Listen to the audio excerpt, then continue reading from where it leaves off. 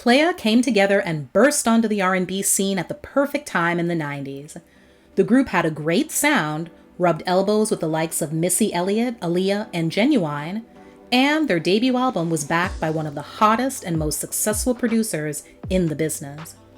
However, even though they had all these check marks in the win column, they were never able to build any momentum, and things fell apart soon after that. Let's find out whatever happened to R&B hip-hop trio Playa. Jawan Smoke E. Digglerah Peacock, Benjamin Digital Black Bush, and Stephen Static Major Garrett formed the group the world would come to know as Playa in Louisville, Kentucky in 1990. Static got his name from the concept of creating static in the industry. Black was in reference to his deep dark complexion, and Smokey came from a record label VP that was reminded of Smokey Robinson when he heard him sing. Through the years, they each gave one another the added nicknames of Major, Digglerah, and Digital. Several years prior, while in high school, Smokey and Black were introduced to each other on a three-way phone call by a mutual friend who knew that they were both into music and could sing and thought they would make a good duo. Smokey and Static met through a friend that attended the same church as Smokey.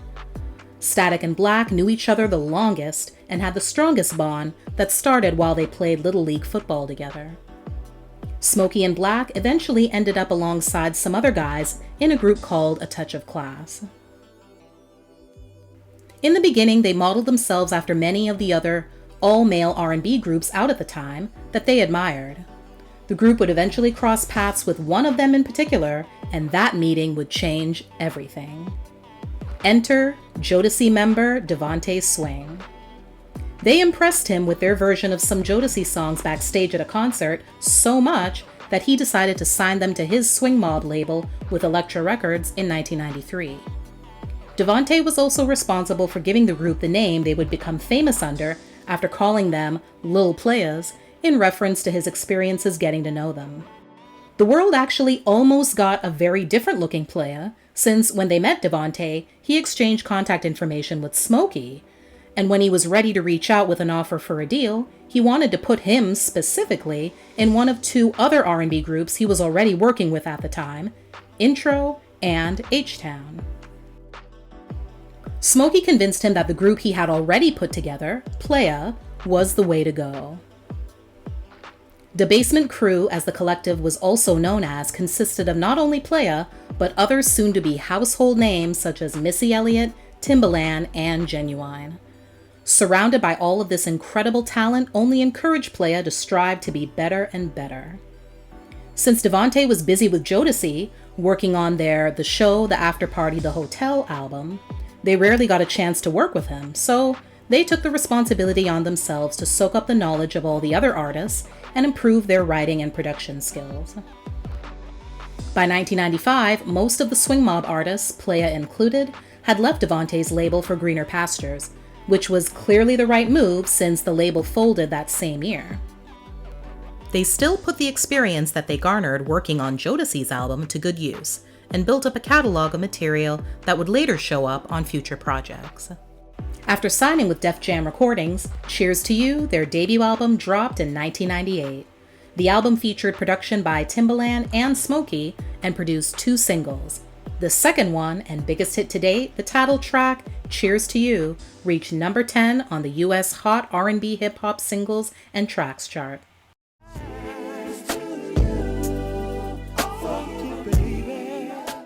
Several years passed before anything was heard from Playa again. By 2002, they had plans to record their second album, Never Too Late, on Def Jam. Only one single was released, which didn't do very well, and the album ended up being shelved a few days after that single bombed. The writing was on the wall, and they were dropped shortly after. In a 2009 interview with R&BHaven.com, Smokey spoke about the situation and what he ultimately decided to do about it, saying, "Def Jam dropped us because they said they didn't get it, as in they didn't understand. We tried to keep up with what music was doing, but not veering off too much into bullshit music. We went a little more street, which was where we were from anyway. We recorded a lot of songs and then decided to work on solo projects. This was mainly due to a negative issue that came about within the group that demanded me to be on some grown man and get a job to take care of my little ones, since I received no and was offered no financial help on a business level or brother level. I had to do what I had to do. Another issue was that I couldn't make any money with Playa. Singing doesn't get you any money. Producing and writing does. I had no one within the clique that believed or had faith in what I could do, rather than sing. I had already established myself as an artist. It was time to make some bread, like others around me were doing. Apparently, Smokey's approach didn't sit well with Static or Black, and they both let him know it in different ways. Black did an interview expressing his frustration that himself and Static had to pick up the slack for Smokey's perceived laziness and uninterest. He decided to focus on his own projects and over the next several years released 3 solo albums. He also switched gears completely at one point and became a member of a quintet gospel group called Totally Dedicated. Smokey went on to create his own record label, Bittersweet Entertainment LLC, on which he released several solo projects and also projects with artists he had signed to the label. In 2013, he took home a Best Rap Album Grammy for his contribution on Drake's sophomore album, Take Care. Static became a highly sought-after songwriter for several artists, including Aaliyah, Ginuwine, Pretty Ricky, and Destiny's Child. He actually got put on the music map as a songwriter first, before even joining Playa, when he penned Ginuwine's breakthrough hit, Pony.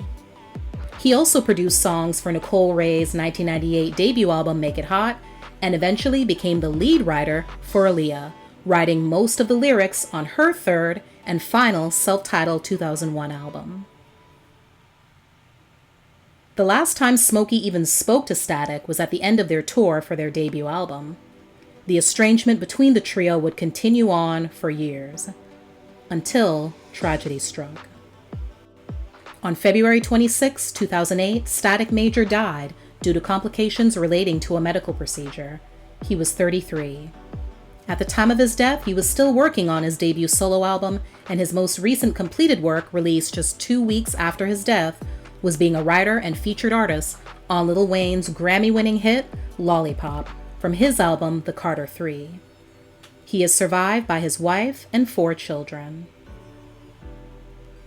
For a short time, there was talk of another Playa album that would serve as a tribute to Static, but once again, old wounds reopened and the remaining 2 members couldn't get it together. In 2018, R&B group Dru Hill made a surprising announcement about a lineup change in the group. Playa's Smokey and Black would officially now be part of the group, filling in after the departure of Larry Jazz Anthony earlier that year. They would now be known as a 5-some, with Tamir Nokio Ruffin, Mark Cisco Andrews, and Antoine Tao Simpson, while maintaining the Dru Hill name.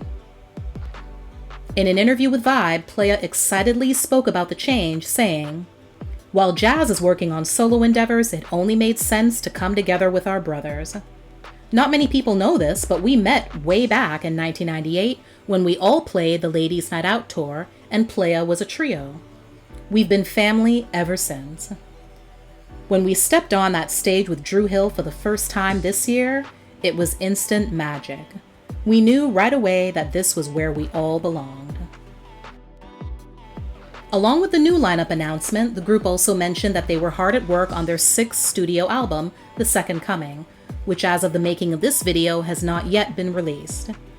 That probably has a lot to do with the continued changes within the group, including Tao's departure in 2019 due to personal conflicts with the other members, and eventually Nokio's decision to leave in favor of spending more time with his family. By the end of 2020, we yet again saw another iteration of Dru Hill, which was now more Playa than Dru Hill, so it made perfect sense to start fresh with a brand new name. The group, formerly known as Dru Hill, became Smoke and Black Dragon, including Cisco, Smokey Digra, and Digital Black.